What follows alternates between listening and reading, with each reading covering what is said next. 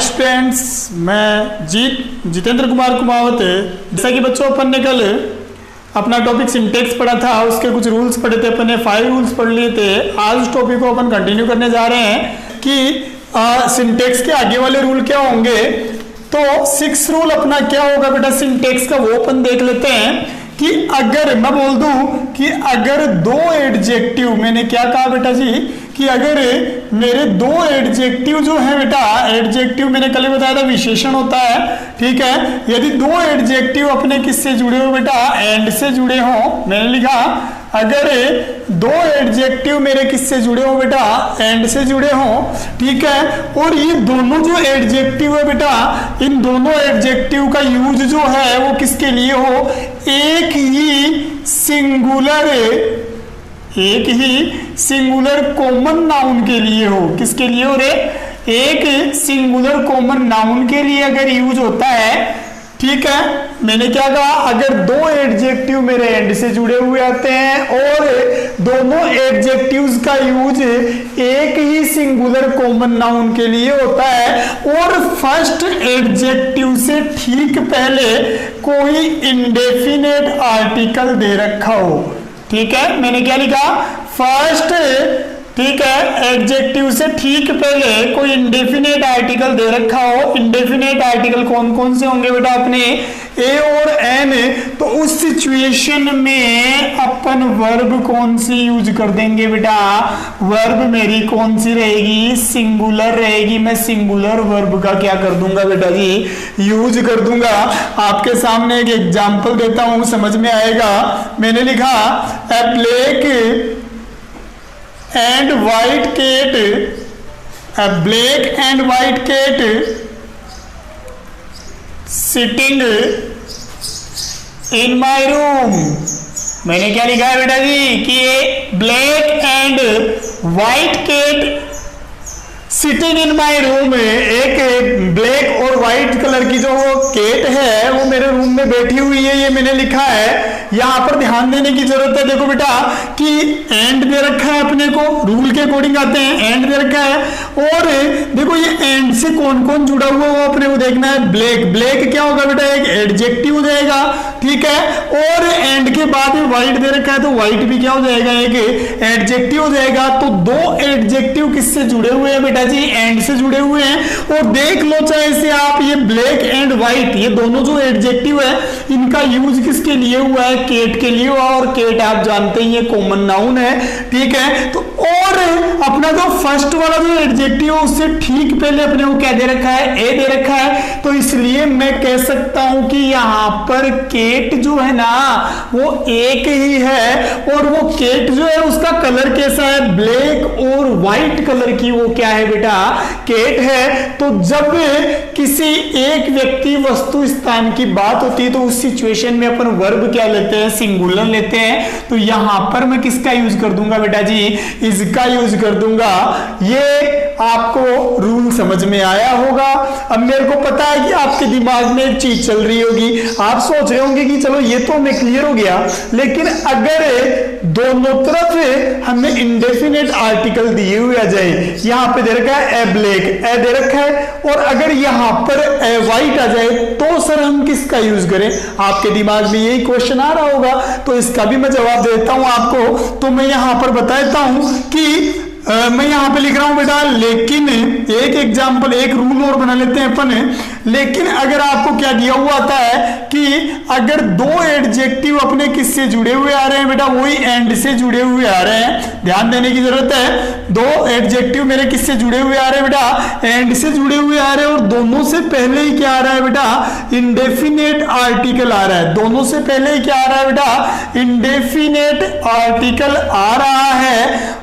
तो उस सिचुएशन में भी क्या करना है बेटा, वर्ब सिंगुलर ही लेनी है। क्या, सॉरी, वर्ब क्या लेनी है बेटा, उस सिचुएशन में प्लूरल लेनी है। ठीक है, मैंने थोड़ा मिस्टेक कर दिया, मैंने क्या कहा बेटा कि अगर एंड से पहले आपको एडजेक्टिव दे रखा है और उस एडजेक्टिव के पहले कोई इंडेफिनेट आर्टिकल दे रखा है, एंड के बाद भी आपको एडजेक्टिव दे रखा है और एक कोई इंडेफिनेट आर्टिकल दे रखा है, तो उस सिचुएशन में आपको क्या करना है बेटा, वर्ब क्या लेनी है, प्लूरल लेनी है।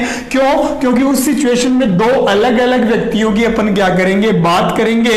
एक एग्जाम्पल मैं आपको दे रहा हूं, यही एग्जाम्पल थोड़ा घुमा के देता हूं। मैंने यहां पे लिख दिया ए ब्लैक एंड ए, और ये मैंने लिख दिया बेटा वाइट केट, और मैं यहां पर लिख दूं सिटिंग इन माय रूम। मैंने क्या लिखा है बेटा, a black and a white cat sitting in my room, ये मैंने लिख दिया। आपके सामने दो ऑप्शन दिए हैं मैंने, अब दिमाग लगाने की जरूरत है। यहां पर देखो बेटा बिल्ली की बात हो रही है, तो मैं बता दूं आपको, एक बिल्ली तो कैसी है बेटा, ब्लैक कलर की है, और एक बिल्ली कैसी है बेटा, व्हाइट कलर की है। ये पता कैसे लगा, क्योंकि दोनों तरफ क्या दे रखा है, इंडेफिनेट आर्टिकल दे रखा है। तो इस सिचुएशन को समझने के लिए अपन क्या कहेंगे कि सर यहां पर वर्ब क्या लेंगे, प्लूरल लेंगे, क्योंकि केट क्या है, दो है, तो मैं यूज किसका कर लूंगा बेटा, आर का यूज कर दूंगा। तो ये आपको रूल समझ में आया होगा एडजेक्टिव वाला। इसके बाद मेरा जो 7th रूल आता है बेटा, वो 7th रूल और भी इजी होता है, वो भी आपको देखना है।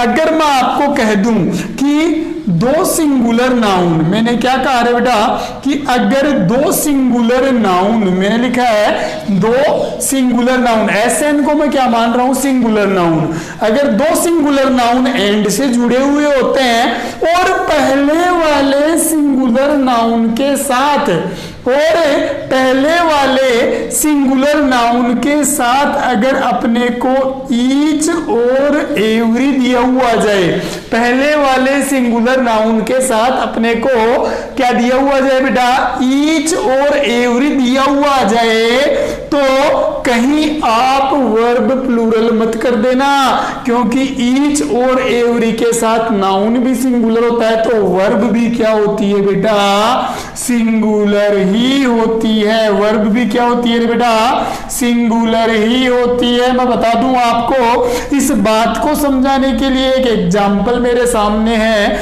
आपके सामने पेश करता हूं। मैं यहां पे लिख रहा हूं जी, मैंने लिख दिया each pen and pencil, each pen and pencil, और मैं लिख दूं यहां पर ब्लैक, और ये ऑप्शन दिया आपको इज आर।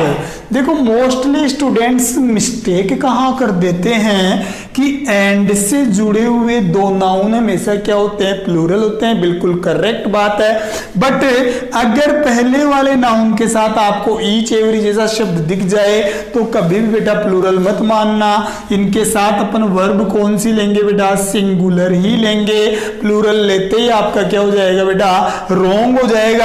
लेकिन बिना रूल बनाए मैं सीधा समझाता हूं आपको, लेकिन अगर सेंटेंस ऐसे दिया हुआ जाए आपको कि ईच पेन एंड, ठीक है, और ये मैंने लिख दिया ईच पेंसिल, मैंने क्या लिखा बेटा, each pen and each pencil, और ये मैंने बेटा जी यहां पर लिख दिया ब्लैक इज आर। अब कई बच्चों ने मेरे से ये क्वेश्चन कई बार पूछे हैं, मेरे से क्लास में भी खूब सारे क्वेश्चंस पूछे गए हैं कि चलो सर ये बात तो हमें समझ में आती है, लेकिन एंड से पहले भी ईच है और एंड के बाद में भी ईच है, अब तो प्लूरल होगा ना।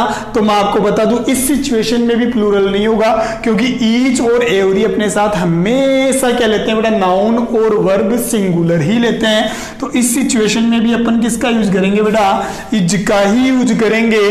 नेक्स्ट रूल की ओर आगे बढ़ते हैं अपन। देखो सिंटेक्स का पार्ट बेटा अपने, ठीक है, मैं ये नहीं कहूंगा अपने एयरफोर्स नेवी में आता है, मैं ये भी कहना चाहूंगा कि हर कॉम्पिटिटिव एग्जाम में यहां से रिलेटेड क्वेश्चंस आपसे पूछे जाएंगे। अब अपना, ठीक है, एट जो रूल बनेगा ना बेटा, वो भी ईच एवरी से ले लेते हैं अपन, ईच से, सॉरी एवरी से तो नहीं लूंगा, ईच से ले लेते हैं अपन। नेक्स्ट रूल मेरा क्या बोलता है बेटा कि अगर आपको क्या दिया हुआ जाए बेटा, ईच दिया हुआ जाए ठीक है, आपको आइदर दिया हुआ जाए और आपको नाइदर दिया हुआ जाए। क्या दिया हुआ जाए बेटा? नाइदर दिया हुआ जाए। और इन तीनों के साथ क्या दिया हुआ है बेटा? आपको ऑफ दिया हुआ जाए। क्या दिया हुआ जाए बेटा? आपको ऑफ दिया हुआ जाए।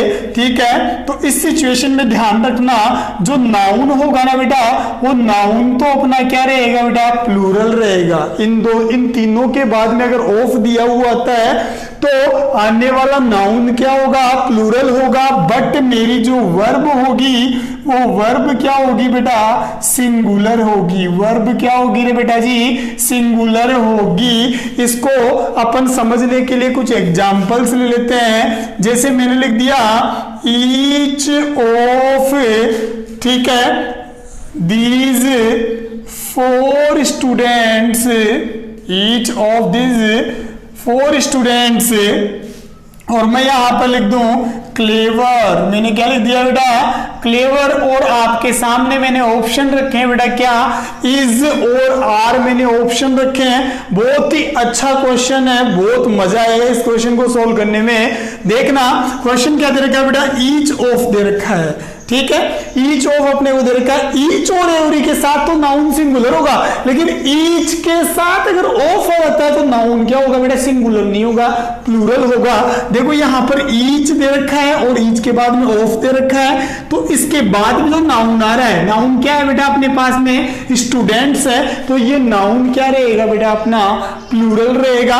चाहे नाउन हो और चाहे प्रोनाउन हो, दोनों ही क्या रहेंगे बेटा? प्लूरल ही रहेंगे। तो यहां पर ईच ऑफ के बाद में स्टूडेंट है, स्टूडेंट सारा, तो नाउन प्लूरल है। लेकिन नाउन प्लूरल होते हुए भी अपन क्या नहीं करेंगे? वर्ब प्लूरल नहीं करेंगे, क्योंकि इनके बाद प्लूरल नाउन होता है लेकिन वर्ब क्या होती है? सिंगुलर होती है। तो यहां पर मैं यूज किसका करूंगा? इज का करूंगा। उम्मीद है आपको ये वाला रूल भी क्लियर हुआ होगा, आप लोगों के समझ में आया आप लोगों को ये रूल। तो मैं आगे बढ़ता हूं। देखना, आपको बस मैं सीधा बता दूं, इसको फिर से रिपीट कर देता हूं। आपको दिमाग में इतना ही रखना है कि ईच ऑफ, आइदर ऑफ और नाइदर ऑफ के बाद में नाउन प्लूरल होता है, लेकिन वर्ब क्या होती है? सिंगुलर होती है। क्लियर है? अब यहां पर अपना नेक्स्ट जो रूल आता है सिंटेक्स का, ठीक है, 9th अपना जो रूल है वो भी अपन देख लेते हैं बेटा। आज अपन ज्यादा रूल नहीं लेंगे, ठीक है, क्योंकि ये लंबी क्लास होने के कारण आप लोग भी ज्यादा देख नहीं पाते हैं, तो अपन ठीक है कुछ छोटे रूल ही ले लेते हैं। अब मेरा 9th रूल क्या बोलता है, मैं यहां पर हिंदी में लिखता हूं। मैंने यहां पर क्या लिखा बेटा कि यदि तीनों पर्सन्स, 3 पर्सन्स आप जानते होंगे, first person, second person, third person, यदि तीनों पर्सन्स के, ठीक है, प्रोनाउंस, यदि तीनों पर्सन्स के प्रोनाउंस, ठीक है, एक साथ, या सीधा बोल दूं प्रोनाउंस सब्जेक्ट के रूप में आए, सब्जेक्ट के रूप में आए, क्लियर है, तो वर्ब हमेशा प्लूरल होगी। मैंने क्या लिखा बेटा? अगर तीनों पर्सन्स के प्रोनाउन सब्जेक्ट के रूप में आए तो वर्ब हमेशा क्या होगी? प्लूरल होगी। इस बात को समझाने के लिए मैं आपको बता देता हूं। अगर आपको दिया हुआ था यू, ही एंड आई, और ये ले दूं गुड फ्रेंड्स, क्या लिख दिया बेटा मैंने?